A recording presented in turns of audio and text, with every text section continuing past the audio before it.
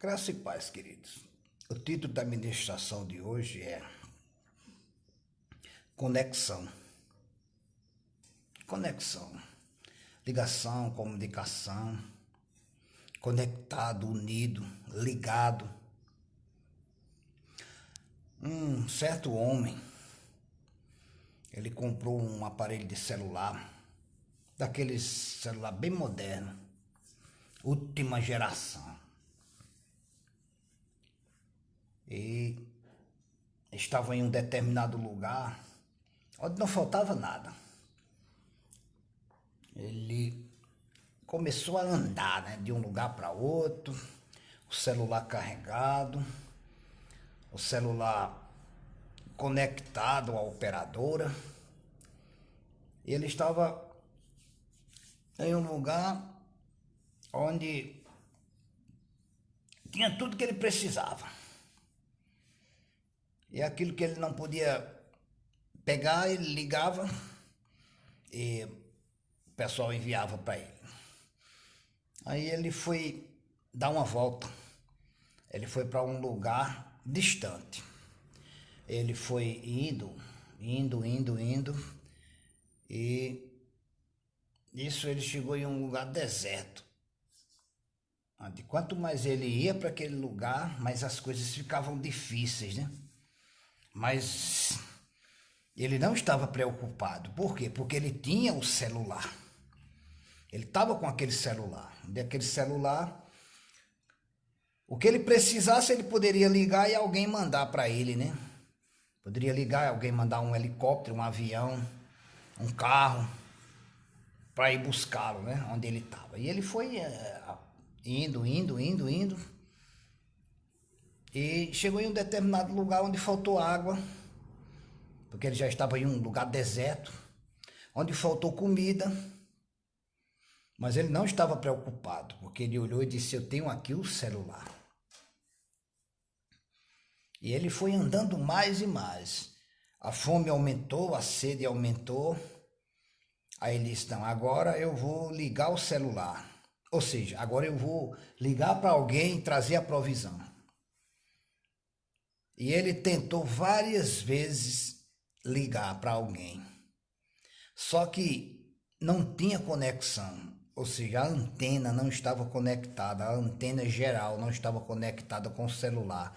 Por quê? Porque no lugar onde ele estava, a antena ou a transmissão não pegava. Ele tinha o celular carregado, o chip ativado, só faltava uma coisa, a conexão. Ou seja, a antena não pegava. Não tinha conexão do Wi-Fi. Então aquele aparelho que estava com ele não estava servindo para nada. Estava ligado, estava pegando perfeitamente, mas não tinha conexão com a rede principal. Moral da história: da mesma forma é a vida de alguém que diz que aceitou Jesus, ou que aceitou Jesus. Eu aceito Jesus. Então, quando ele aceita Jesus Cristo, tudo muda, ele passa a ser nova criatura. A palavra de Deus diz que ele, a partir daquele momento, ele está conectado com Deus. Ele se conectou com a rede principal, um exemplo, Deus, Criador de todas as coisas, porque a palavra de Deus diz que ninguém veio ao Pai a não ser através do Filho. Atos dos Apóstolos, capítulo 4, versículo 12 diz: em nenhum outro nome há salvação, nem abaixo nem acima, no qual devamos ser salvos. Lá em 1 Timóteo, capítulo 3, versículo 3 em diante, ele diz que isto é bom e agradável diante de Deus, que quer que todos os homens se salvem e venham ao pleno conhecimento da verdade, porque há um só Deus intermediador entre Deus e o homem, a saber, Jesus Cristo, homem. Ou seja, Jesus é quem faz a ligação do homem, do ser humano, homem ou mulher, né, ser humano, com Deus. Aí o sujeito tinha um celular, ou seja, alguém aceitou Jesus, está lá, né, na provisão, está orando, está ligado com Deus. Aí ele diz, não, eu tenho Jesus. Aí começa a fazer as coisas. Começa a tomar uma cerveja sem álcool. Aí depois começa a tomar uma cerveja com álcool. Começa a participar de algumas coisas. E ele vai indo, ele vai indo, ele vai indo. Não, isso tem nada a ver, não. Ele diz, não, eu tenho Deus, eu tenho Jesus. Ele está lá com o celular, né? Eu tenho Deus. Eu tenho Jesus, não, eu sou convertido. Isso é religião, Jesus Cristo diz que é assim. E ele vai levando. Mas ele não ora, ele não tem comunhão com os irmãos, ele não dá testemunho de Deus. O testemunho que ele dá é dizer que tem Deus, é como quem toca o celular top de linha. Então vai chegar lá na frente, ele vai se aprofundando. E vai chegar um momento onde ele vai estar com o celular, ou seja, ele vai dizer que tem Jesus, que é convertido, mas que aquele celular que ele está não vai estar ligado, unido, interligado com a rede principal que é Deus, ou seja, ele não está tendo mais a comunhão com o Espírito Santo de Deus. A palavra de Deus diz... Lá em Tessalonicenses, ele fala, orar sem cessar.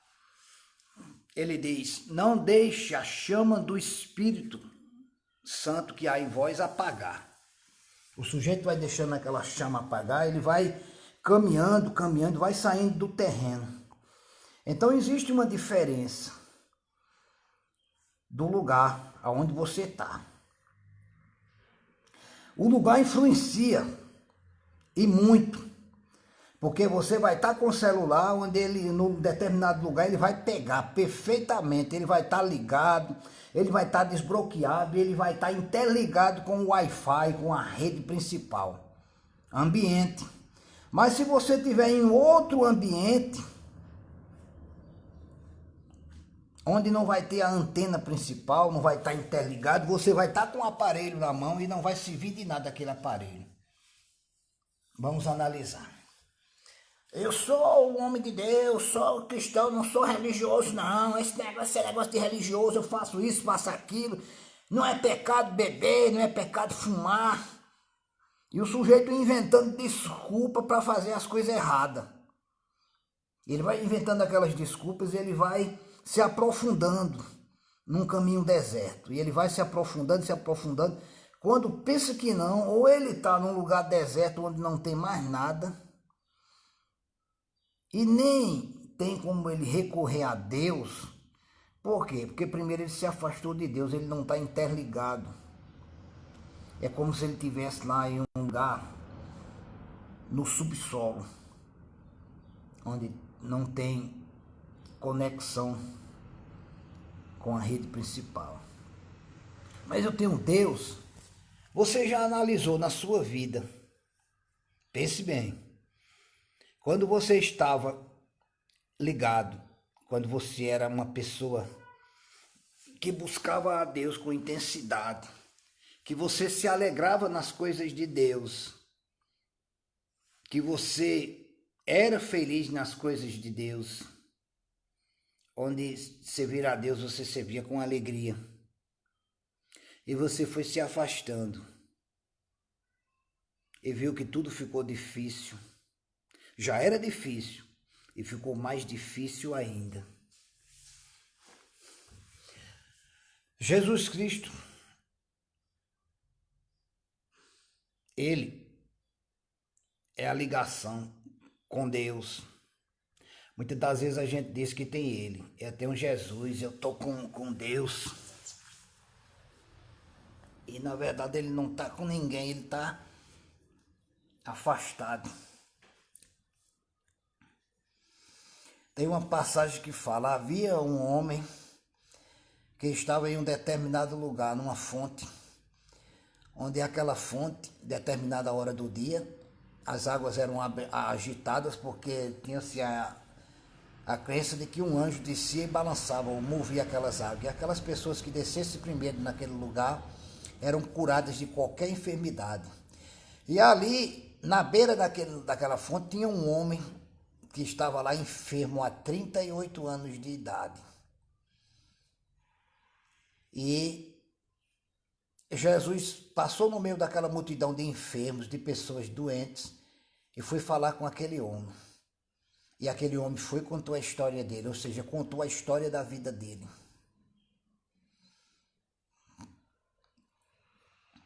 E ele disse, não tem um que quando as águas agitada, me pega para colocar na água. Por quê? Porque todas aquelas pessoas que estavam ali, cada uma, elas queriam resolver seus próprios problemas, elas não estavam preocupadas em resolver o problema dos outros. Ou seja, cada um pensava em si. Tinha uma multidão de pessoas que pensavam em si. Aquele homem, ele estava esperando alguém botar ele naquela água lá. Só que as pessoas estavam enfermas.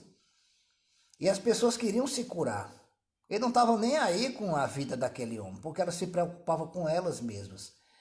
Mas olha o entendimento, Jesus se preocupava. E Jesus foi até aquele homem e disse, levanta, toma tua cama e anda. E aquele homem olhou para Jesus e creu na palavra. Ou seja, não precisou ninguém levar ele até aquela água. Porque não tinha como ele ir até aquela água. Ele estava 38 anos naquele lugar ali, vivendo de favores. Não tinha como ele se arrastar e ir à água. Então alguém tinha que levar ele lá. Eu creio que algumas pessoas bondosas ou uma pessoa bondosa levou ele até aquele lugar, ali perto. Mas só levou ele até ali. Vai chegar momentos na minha e na sua vida. Graça e paz, minha amada irmã Margarida Costa. A paz do Senhor Jesus. Um prazer de estar falando convosco. Você é uma bênção, uma mulher de Deus. E vai chegar momentos na minha e na sua vida que as pessoas vão nos levar até determinados lugares. Elas vão nos ajudar, é certo que elas vão nos ajudar. Mas a ajuda final vem de Deus. Quem vai dar a ajuda final, o suporte final e verdadeiro é Jesus Cristo. Muitas das vezes as pessoas no caminho a uma igreja nos ajudam de alguma forma, mas elas levaram até aquele ponto. E aquele homem chegou até aquele lugar. Não diz a escritura como foi que ele chegou ali, mas diz que ele estava ali, deitado numa maca, naquele canto lá, no meio de multidões de pessoas que estavam esperando o anjo descer para mexer as águas. Mas ele não podia sair se arrastando. Eu estou aqui deitado, ele não podia sair se arrastando, porque não tinha como ele se movimentar. Mas outras pessoas, uns manco, outros com alguns tipos de dificuldade, mas podiam ir, corriam na frente e recebiam a cura. Ele dizia, mas não tem um que me leve até lá. Ou seja, alguém levou ele até aquele lugar, mas não tinha uma pessoa que levasse ele até as águas. Mas veja que coisa interessante. Eu creio que ali ele estava lá diante de Deus orando, pedindo. Eu tenho certeza que ele estava pedindo que alguém ajudasse ele. Porque o que é que ele diz? Não tem um que me ajude, que me leve até lá. Ele estava orando a Deus. Tenho certeza. Porque ele diz assim, mas quando as águas mexem, ou seja, quando o anjo desce e as águas mexem, não tem um que me leve até lá. Ou seja, ele estava ali orando, clamando a Deus por ajuda, que alguém levasse ele até aquelas águas, naquele momento que as águas começassem a se mover. Porque a crença daquele povo era que quando aquelas águas se moviam, era um anjo que impulsionava aquela água e a pessoa que descesse primeiro era curada de qualquer enfermidade. Fazendo aqui só uma comparação, uma pequena observação. Existem fontes de águas em determinados lugares do mundo que chamam-se fontes termais. Fontes que têm substâncias minerais que curam várias doenças. Isso aqui foi provado cientificamente. E a ideia daquele texto não era do anjo, a ideia daquele texto era que Jesus estava ali. E tinha uma multidão de pessoas esperando a água se mexer para que ele mergulhasse, entrasse naquela fonte e fosse curado. Só que aquele homem estava jazendo ali 38 anos. Olha só, 38 anos não é 38 dias, não. Um mês são 30 dias. Ou seja, 38 anos. Olha só, é tempo demais. É muito tempo. E aquele homem estava ali. Há 38 anos. Pense num tempo. Fazia muito tempo que ele estava lá. Eu acho que vivendo de favores, né? Fazendo as necessidades ali naquele local. Mas tinha pessoas, eu tenho certeza que tinha pessoas que lá limpava lá a necessidade dele, né? Mas não levava ele até aquela água para que ele recebesse a cura. Mas de alguma forma as pessoas ajudavam. Então na nossa vida vai ter pessoas que vai nos ajudar de alguma forma. Mas o suporte final, a ajuda final vem de Deus. É isso que esse texto prova, literalmente. E aquele homem estava lá, né? Eu tenho certeza que ele estava orando a Deus, pedindo ajuda, e Jesus chegou. Vai chegar no momento da nossa vida que a intervenção, a ajuda vai vir direta de Deus. O milagre, porque Jesus, ele é a cura. Aquele homem estava esperando uma provisão, ou seja, algo natural, naquele momento, para que ele fosse colocado para cura. Ou seja, ele estava esperando alguém que pegasse ele e jogasse naquela água, levasse até aquela água, na hora que a água se movesse, para que ele recebesse a cura. Ou seja, ele estava esperando algo natural para algo sobrenatural. E Jesus veio naturalmente, porque Jesus estava lá como um homem e chegou, né? Ele não havia sido crucificado ainda, né?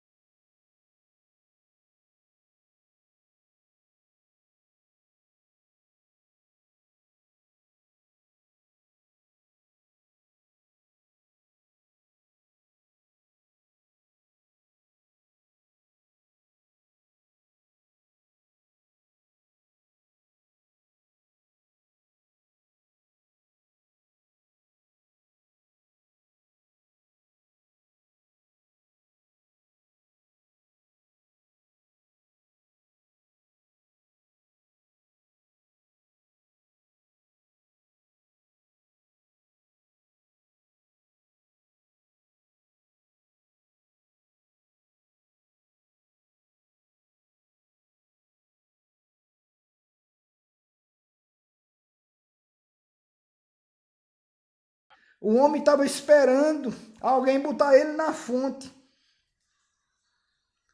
Jesus disse, tu não precisa dessa fonte não, tu precisa de mim, precisa da minha palavra. Porque Jesus Cristo não pegou aquele homem, botou nas costas, ele disse, levanta, toma tua cama e anda. Palavra, fé. Por que foi que ele levantou-se, tomou a cama e andou? E Jesus disse, vai e não peques mais. Porque o pecado, ele nos adoece, ele nos mata. Porque o salário do pecado é a morte. E quando a gente tem consciência de que a gente está errado, e a gente diante de Deus se arrepende, a gente vai conversar com Deus orando e dizendo, Senhor, o que é que está acontecendo na minha vida? Por que é que as coisas estão dando errada? Foi essa oração que eu fiz, tudo dando errado. Como é que tá, irmão? Ah, tá tudo bem. Eu tenho Deus. Eu fiz há um momento atrás a história do celular. Deus, tudo isso ele mostra. Você tem um celular, eu tenho Jesus, eu tô bem. Mas não ora mais, não tem mais comunhão, passa o tempo todinho reclamando. Eu estava desse jeito. Orava uma vez, mas não orava da forma que deveria orar.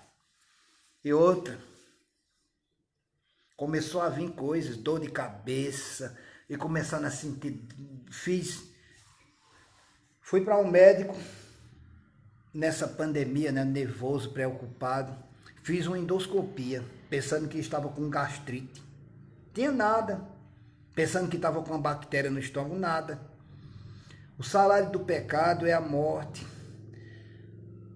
O pecado estava me adoecendo, estava vindo coisas no meu corpo. Aquele homem, 38 anos, deitado ali, caído ali, paralisado. Ou seja, o pecado paralisa a nossa vida em todas as áreas. Aquele homem estava ali, ó. Com certeza vinha pessoas boas que davam comida a ele, que não tinha condições dele passar 38 anos ali em cima, naquela cama, naquele lugar, sem beber água, sem se alimentar. Ele ia fazer as necessidades. A gente vê esse texto, mas a gente não vê o contexto que está, tudo aquilo que está por trás daquele dali. Tinha pessoas que ajudavam aquele homem, muitas pessoas, porque tinha que ter alguém para limpar a merda dele, o mijo dele, tinha que ter alguém para levar comida para ele, levar água. Não tinha como ele, se ele não conseguia se movimentar? Se ele estava lá na beira daquela fonte lá, ele estava lá na beirinha, bem pertinho lá, mas ele não conseguia se jogar, se arrastar e chegar até lá. Tem pessoas que ainda conseguem se arrastar. Eu vi situações de pessoas, né? O camarada sem as duas pernas, uma parte da mão amputada, e ele fazendo um traço de cimento, ou seja, areia e cimento, fazendo serviço de pedreiro. E eu chorei, porque eu digo, meu Deus, eu conheço pessoas que está numa situação menor, mais inferior do que isso aí, está melhor do que esse homem, mas não se movimenta para nada. Por quê? Porque perdeu a fé, ou não tem fé, ou não tem força de vontade, ou não quer, se acomodou. A vida de pecado leva o homem à morte, leva o homem à inércia. Ele estava ali inerte, ali paradão, paralisado em cima daquela cama. Estava acontecendo comigo, eu estava caindo nessa situação. E sabe o que foi que eu fiz? Atrapalhando promoções do meu trabalho, a vida financeira, tudo. Eu parei, eu e Deus, eu disse, Senhor Deus, eu me arrependo de todas as coisas erradas, fora do contexto, que eu tenho feito, o que eu fiz. Me ajuda, tem misericórdia de mim, reconheço que eu errei. É aquela história do filho pródigo. Muitas das vezes a gente está olhando para a pessoa que está lá fora, que não tem Jesus, ou que recebeu Jesus da boca para fora, ou não teve uma libertação verdadeira, porque ele diz na palavra dele, João 8,32, mas conhecereis a verdade e a verdade vos libertará. Eu tenho a Bíblia, agora sou evangélico. Mas a verdade chama-se Jesus Cristo. Ele disse, eu sou o caminho, a verdade e a vida. Então Jesus Cristo, ele é o caminho, a verdade e a vida. No versículo 36 ele diz, e se o Filho vos libertar, verdadeiramente sereis livres. A gente é livre da religião. Quantas e quantas pessoas vivem na religião? Religião evangélica. Eu sou evangélico, sou crente. Mas ele não é liberto, ele não é salvo em Cristo, porque ele tem uma religião, ele olha para a religião. Mas quando a gente recebe Jesus como o único suficiente Salvador, ele nos liberta. Eu sou a prova viva de que Jesus Cristo, ele faz milagres, ele liberta. Porque eu fui liberto do alcoolismo, eu era um alcoólatra. Hoje eu odeio com todas as minhas forças a bebida. Eu vivia uma vida de pecado. Ah, mas você estava falando agora que você estava em pecado, estava. Porque não existe pecado grande nem pecado pequeno. Muita gente compara, pecado é só prostituição, adultério, bebedeira, essas coisas. Não, existem coisas que são pecado. A incredulidade é um pecado que leva o homem à condenação eterna. Lá em João capítulo 3, versículo 18, versículo 19, ele começa a falar. E a condenação é esta, que a luz veio ao mundo e os homens amaram mais as trevas do que a luz. O evangelho é para mudar o que eu recebi, é para mudar a sua vida? Não, é para mudar a minha vida. Porque primeiro, se eu não mudar a minha vida, como é que eu vou mudar a vida de alguém? O evangelho, ele me corrige. O evangelho, ele mostra para mim que eu preciso me converter a cada dia. Que eu preciso mudar de direção. Se eu estou andando por um caminho errado, eu preciso entrar no caminho. Porque Jesus Cristo, ele disse, eu sou o caminho. Existem outros caminhos, existe. Mas o caminho verdadeiro chama-se Jesus. Não tem outros caminhos que levam à salvação, não. O único caminho que leva à salvação chama-se Jesus Cristo. Eu sou a verdade, o caminho e a vida. Aí muitas das vezes a gente na nossa vida diz assim, não, mas eu sou evangélico, eu tenho Jesus como Senhor e Salvador. Não perdoa, guarda mágoa de alguém, vive lá brigando, discutindo, esquece de que existe aquilo que a gente chama obras da carne. Mas fulano, rapaz, você viu ali, ó, aquele cara é crente, ó. Aí o cara bota logo a ideia de pastor, né? O camarada tem um título de pastor, ele recebeu o pastoreado, né? Aí, evidentemente que é aquela pessoa que está à frente no pastor, ele toma conta, ele é um influenciador, né? Aí as pessoas falam logo, aí viu aquele pastor? Pastor casado, adulterou com a mulher do irmão lá, pegou aquela, viu lá o que ele estava fazendo? Viu ali, ó, é crente pro derradeiro. Evidentemente que a gente tem vários exemplos. A gente tem muitos exemplos de pessoas influenciadoras de opinião, pastores, né? Que infelizmente caíram, né? Por quê? Porque eles cederam às obras da carne. Não é que ele não era crente, não era convertido. Às vezes eu pensava diferente, não é não. Porque você pecou e errou, não é porque você não se converteu de verdade, mas porque você começou a praticar as obras da carne. Ele diz lá, graça e paz, Luciano Guedes, a paz do Senhor Jesus. Bom, um dia ricamente abençoado. Ele diz lá em Gálatas capítulo 5, estáis, pois, firmes na liberdade com que Cristo nos libertou e não vos torneis a meter-vos debaixo de jugo de servidão. Está lá eu, aceito Jesus como Senhor e Salvador. E você tem uma ideia, pessoas vieram me oferecer bebida, coisa que eu abomino, que eu odeio. Agora por quê? Porque eu fui um alcoólatra. Quem me conhece do passado sabe a vida miserável que eu levava por causa da bebedeira. Eu disse, rapaz, eu não bebo não. Não, mas é sem álcool. Eu digo, meu amigo, se eu quiser beber, eu bebo, é com álcool mesmo. Qual a diferença? Vai tomar um suco sem açúcar, faz lá um suco de laranja e bota, vai tomar ele sem açúcar, que gosto tem? Eu bebia a bebida porque eu gostava de beber. Eu adorava aquilo dali. Beber uma cerveja sem álcool é a mesma coisa de tomar um suco sem açúcar, ou não é? Vai temperar um feijão sem sal?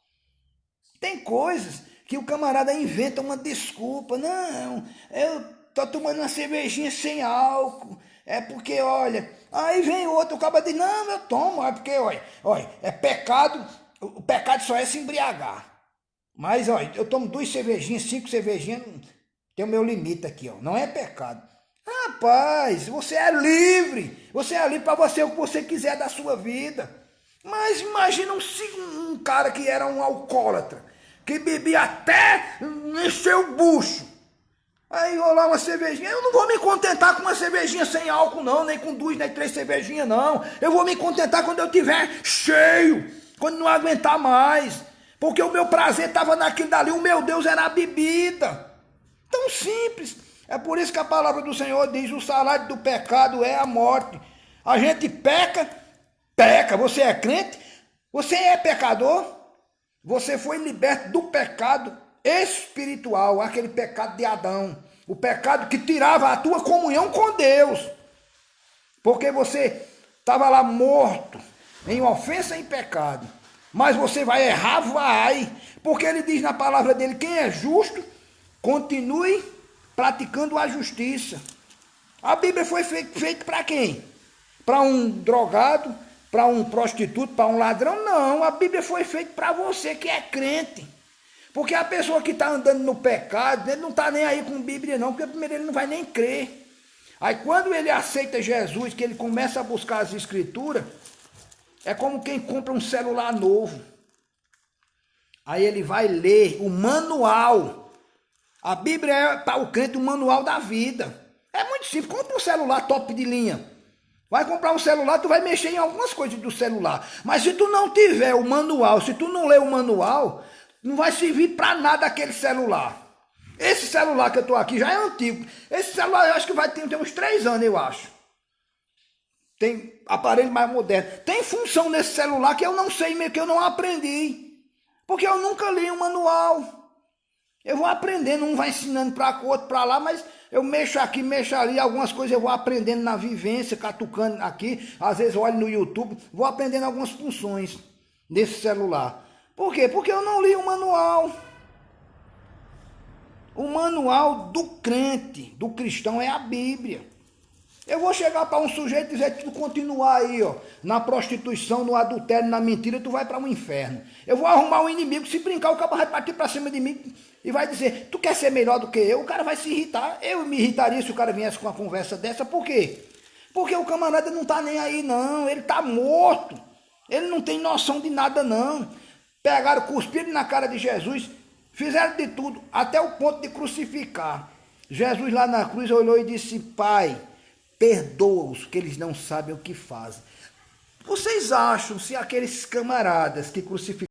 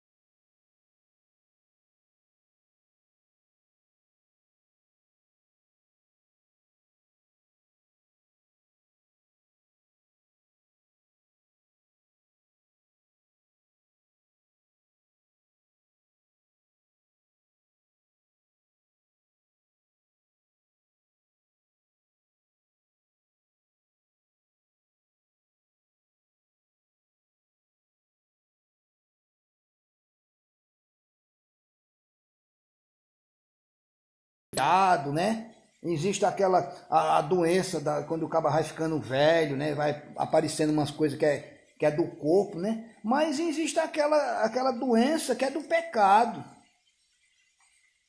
Evidentemente tem umas que é espiritual. Existem doenças que é uma vida de pecado. O maior exemplo está aí, ó, o homem 38 anos em cima de uma cama. Jesus diz, levanta, toma tua cama e anda, vai e não peques mais. Aí o que era que estava acontecendo comigo? Viu? Estou falando de mim. Vivendo em pecado. Mas estava adulterando, estava se prostituindo, estava mentindo, roubando. Não. E que pecado era esse? Não, pecadinho, pecadão, aumentando a conversa, uma pequena mentira, ira, peleja, dissensões, revoltado, magoado. Ou isso não é pecado? É obras da carne, pecado. Eu vos declaro como antes já vos preveni. Faccioso, pecado, obras da carne. Ele diz, e eu vos declaro como antes vos preveni, que não herdarão o reino de Deus os que tais coisas cometem. Tem que haver arrependimento. Olha só, 2 Coríntios capítulo 4, versículo 3. Mas se ainda o nosso evangelho está encoberto, é para os que se perdem quem está encoberto, nos quais o Deus desse século cegou os entendimentos dos incrédulos, para que não lhes resplandeça a luz do evangelho da glória de Cristo, que é a imagem de Deus. Prego batido e ponta virada. Você chega para alguém, prega, o camarada entra no ouvido, sai no outro, continua do mesmo jeito, continua com a sua religião. E você diz, mas rapaz, esse cara não recebe. Eu estou aqui expondo a verdade. Por quê? Porque o evangelho está encoberto para ele, o príncipe desse mundo, ou seja, o diabo. Quem é o príncipe desse mundo? No mundo jaz o maligno.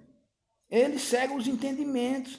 Você é a pessoa mais feliz do mundo. Por quê? Porque você tem a luz de Deus. Você não é cego espiritualmente. Aquela cegueira foi tirada. Ah, mas eu estou passando por provisão financeira e eu não estou não, é? Ah, mas porque eu estou passando por isso e eu também não estou não, é? Quantos e quantos não estão passando? Quantos e quantos homens e mulheres de Deus aí estão em lugares aí, ó, presos, ameaçados, sofrendo? Ô país bom esse Brasil. Maravilhoso. Você é livre. Vai pregar o evangelho lá, num país muçulmano.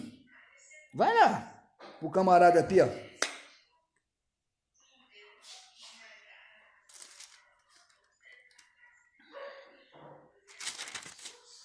A gente precisa só de uma coisa só. Voltar atrás. Voltar ao caminho. Porque muitas das vezes a gente começa a olhar no homem. E quando a gente olha no homem, a gente cai. A palavra de Deus diz, maldito o homem que confia no outro. Se eu e você depositarmos a nossa confiança, tem aqui ó, o meu irmão Luciano, conheço o Luciano, um homem de Deus. Eu vi a glória de Deus na vida dele. Eu vi o que Deus fez na vida dele. Eu vi o que Deus fez na vida dele. Ele está aqui, sou testemunho do que Deus fez na vida dele. Mas não é eu para estar lá, oh, Luciano endeusado. Não, negativo. Eu sei o que Deus fez na vida dele. Ele é um exemplo de que Deus faz milagre, assim como ele fez na minha vida, na vida da minha cunhada, na vida da irmã Margarida. Mas eu não vou depositar minha confiança nele, não.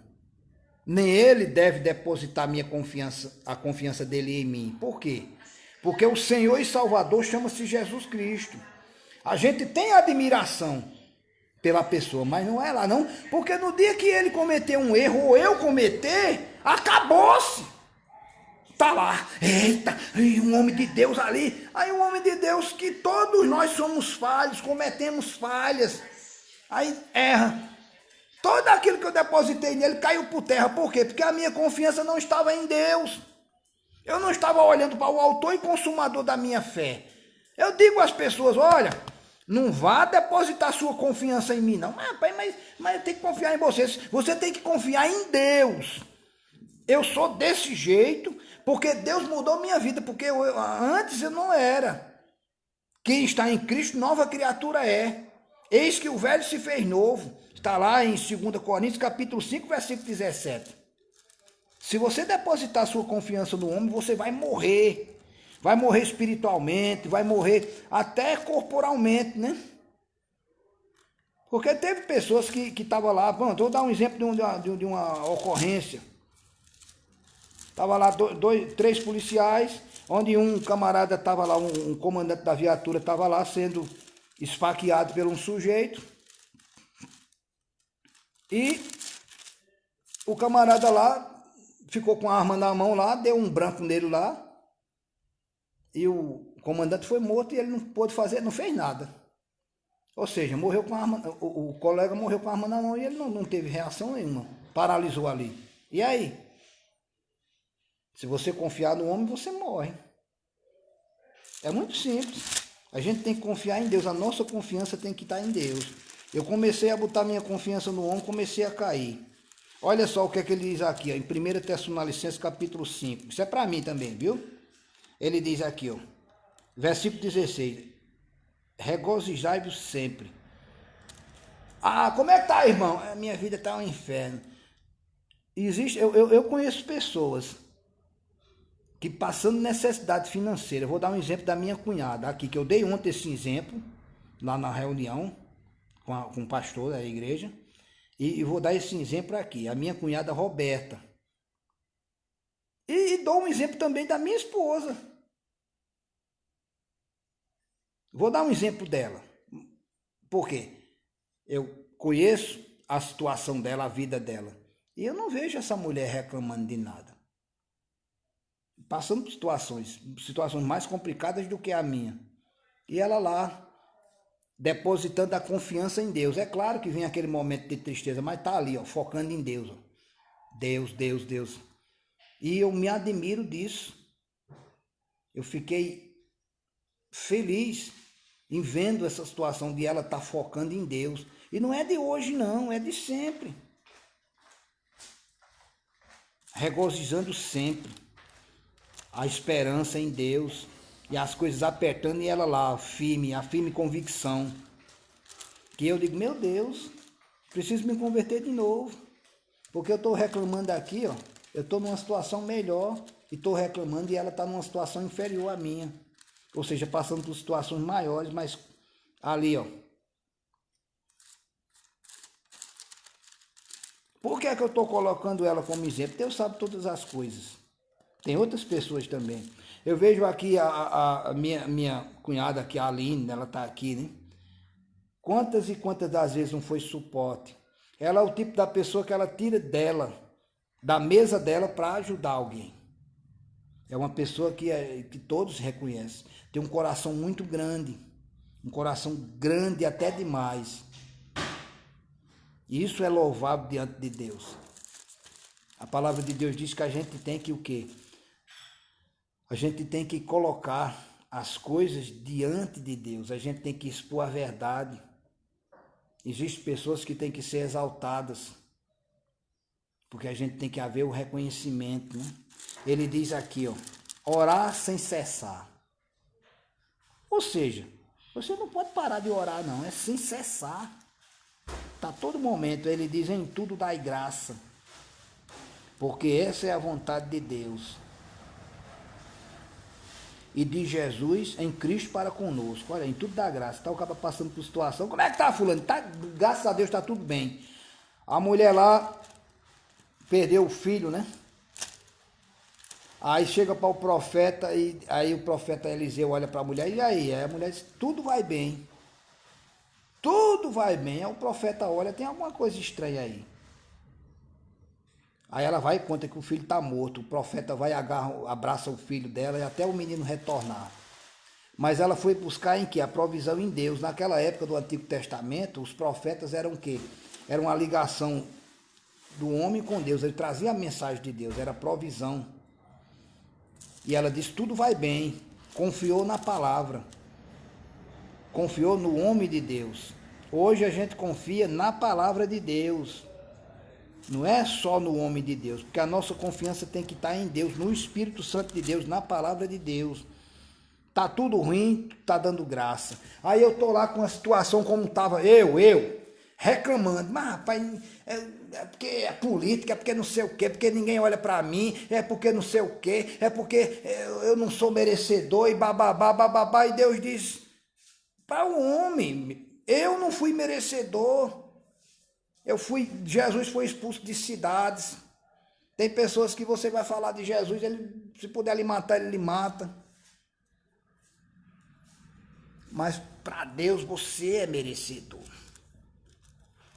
E eu deixei aquele de lado, aquele murmúrio, que aquilo é maldição. Estou trazendo maldição quando eu começo a reclamar das coisas. Não estou dando graça, estou pecando. Porque quando você não dá graça, quando você não se alegra, você está pecando. Mas como é que eu vou me alegrar passando por isso? E aqueles homens, Paulo e Silas na prisão, chicoteado, tudo amarrado na corrente. Aí um olhou para o outro e disse, vamos dar glória. Eles não deram glória, não foi para Deus livrar ele daquela situação, não. Eles deram glória porque eles estavam sendo espancados e aprisionados. Por quê? Estavam servindo a Deus, era uma honra para ele passar por aquilo dali, levar macacada e chicotada por Cristo. Começaram a glorificar a Deus. Eita, a gente está levando isso, estamos passando por isso porque a gente está pregando o nome de Jesus.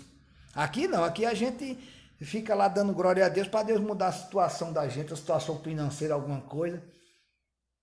E eles não, eles estavam lá. Eita, que felicidade, estamos aqui presos, todos chicoteados, tudo machucado, ai, lapiado. Oh, que honra sofrer por Jesus. E o que é que acontece? Um terremoto, caiu todas as cadeias, ficou tudo aberto lá. Nem os prisioneiros foram embora. Ficaram tudo ali atormentados sem entender aquilo dali, mas sabiam.